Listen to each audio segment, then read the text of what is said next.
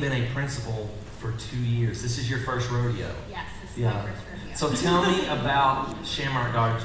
What's so special? What has captured your heart?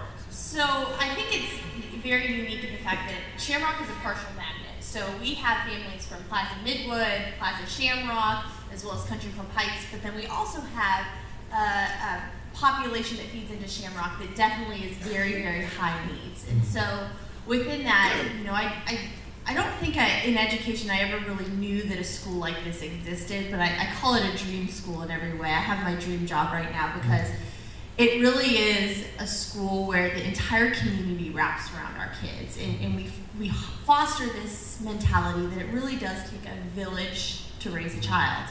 And it's not the role of just the teachers or the administration or the parents, but it is the role of the entire community to uplift this school. So you've been there for 2 years. First of all, you don't call your students do you? Talk about that. No, so we call them scholars, and they take that very, very seriously. And the reason we call them scholars is because we try to really enforce to them the true meaning of education, that it's a lifelong experience, and that, you know, you aren't just a student, but you're a scholar. You're achieving at high levels. You're wanting to invest in yourself and your life to go on to do incredible things for both the community and for yourself and your family. My experience with poverty has been that you end up taking on certain labels. So like finding healthy, alive, vibrant, labels loaded with potential. It sounds like you're doing a little bit of that. Yeah, go ahead.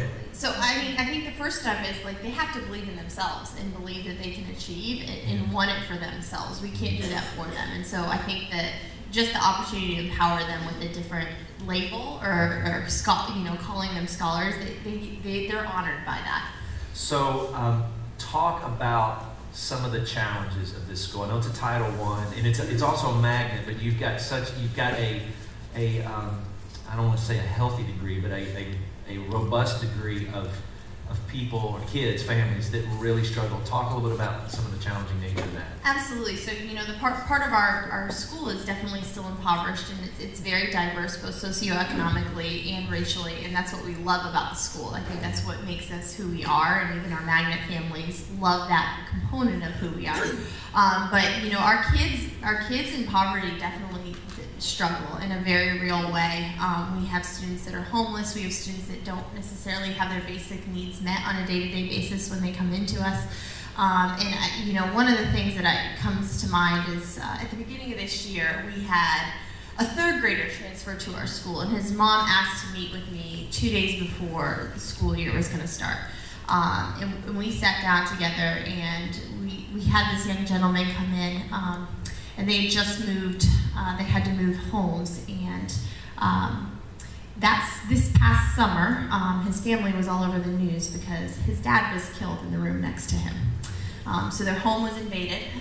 His dad was basically passed away in the room beside him as he was sleeping with his little brother, and he was very close to his father. And so, you know, how does a third grader deal with grief? I think even as adults, we struggle with that. And so his way of dealing with grief was, you know, building up this tremendous wall, obviously, from adults. And he was very angry. He wanted to, you know, fight or be aggressive a lot, and wasn't really receptive to any of the adults in the building. And he was one of the first people that I paired up with a reading buddy, and I knew that we just have to wrap love around this scholar as much as we possibly can. And I'll be honest, you know, Mom was still dealing with the grief process too. So, you know, oftentimes he would come home and say, you know, Mommy's sleeping or things like that, because obviously she was still going through the emotions herself, and trying to get her family on their feet again. And so, you know, we really just kind of wrapped around support with him and checked in with him every day. He has this completely selfless teacher that goes above and beyond, goes to any activity he has after school. And since then, you know, I am incredibly proud to say, you know, this is truly, I think, the Shamrock way, where he's almost on grade level right now. He has not had any fights. In fact, he tried to defuse one on Thursday from 2 other students. And he just comes in every day. He runs and gives me a hug. He runs and gives his teacher a hug.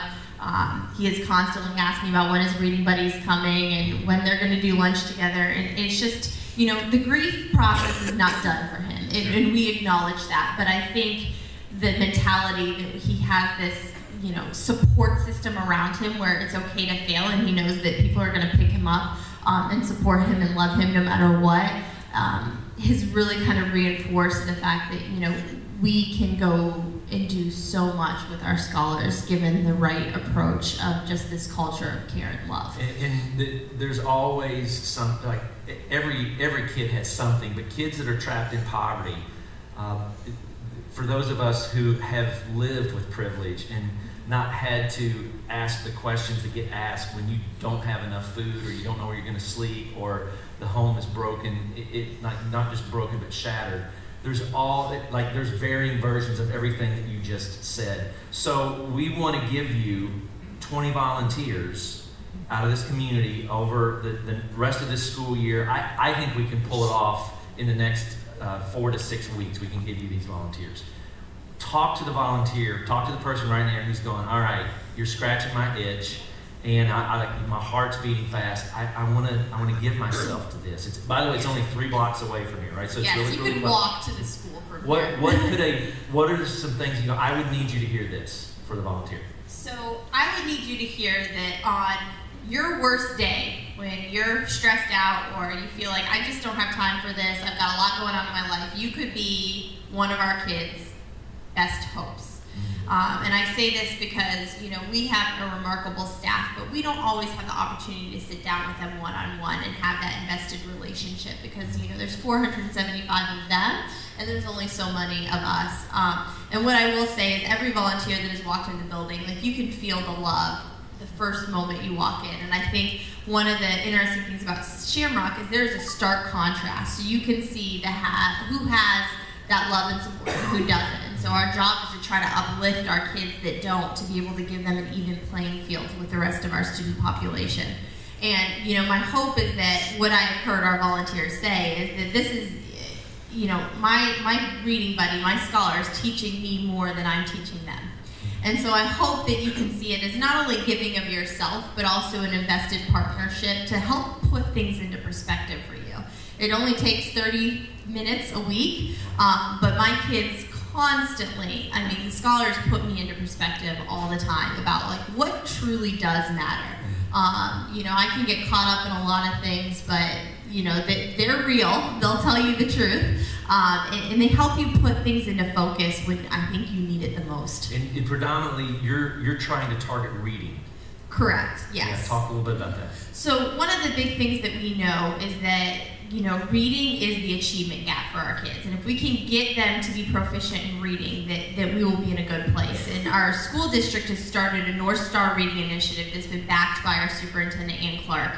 And we've really targeted 3rd grade for an intentional purpose. At the beginning of this year, Charlotte-Mecklenburg schools had a large population of 3rd graders that were reading below grade level. So many so that you could fill the entire North Carolina Music Factory amphitheater, and that still wouldn't house as many kids as we had that were below proficiency level. And this is not because of the schools. This is obviously because of the background a lot of our kids are coming from and the challenges that they're up against. Many of them very transient, and we knew that we had to do something different. And the fact that there is so much research that shows if you don't get them at the end of 3rd grade, the chances of them becoming proficient slowly decreases. And the fact that states look at 4th grade reading proficiency levels to utilize projected prison rates and how many prisons they should build is, like, obviously it hit you in the gut really hard. So we knew that this is not only what we needed to do, but it was a non-negotiable for us, that we get our kids on grade level. In Shamrock, just like schools across the city, are currently working on matching every 3rd grader that's below grade level with a reading buddy. And you were telling me how the reading buddies that you've connected, like the pace at which they catch up is remarkable. Yeah, so 85% of our kids that started with a reading buddy before the end of October are already on grade level. So all of our reading buddies have worked themselves out of a job. Now they're still coming back, but that shows you how fast that our scholars can move, given the opportunity to just sit down with someone and read with them and have a relationship. And say, did you read last night? And a lot of our reading buddies, that's their main job, is holding them accountable to their side of the job, which is reading at home. So for 30 minutes out of your week, it ends up being an hour by the time you drive there and drive back.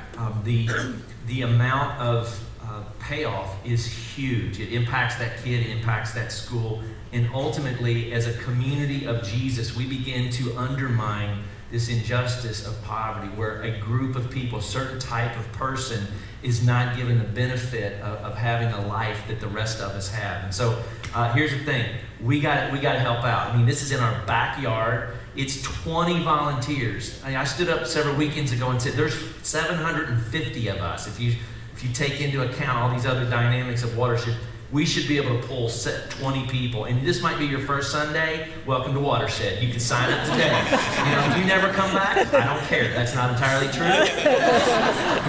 But I would just like jump into this thing. You don't swim alone. They're going to connect you with a teacher. They're going to hold your hand.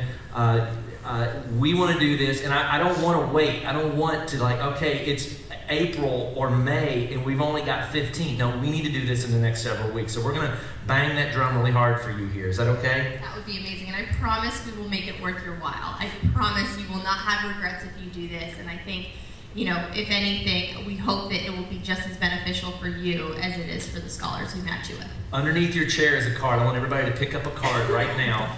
And on this card, in fact, I think mine is, where's mine? Here it is.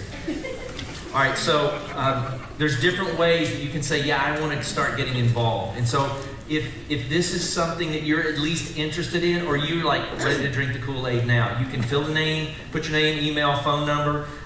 If you're interested in the Shamrock side of things, then tutoring, where you can check morning or lunch, is really where you need to kind of hang out. And Scott Miller, who's our pastor of justice, is going to be in the back of the room if you want more information. I know after this, Sarah's going to be back there. If you want to email her, you can go to the Shamrock Gardens webpage and email the principal, and she gets back within 24 hours from email, and I know this firsthand, so she's very timely on that. Thank you so much for being here this morning. Will you give Sarah a big hand today?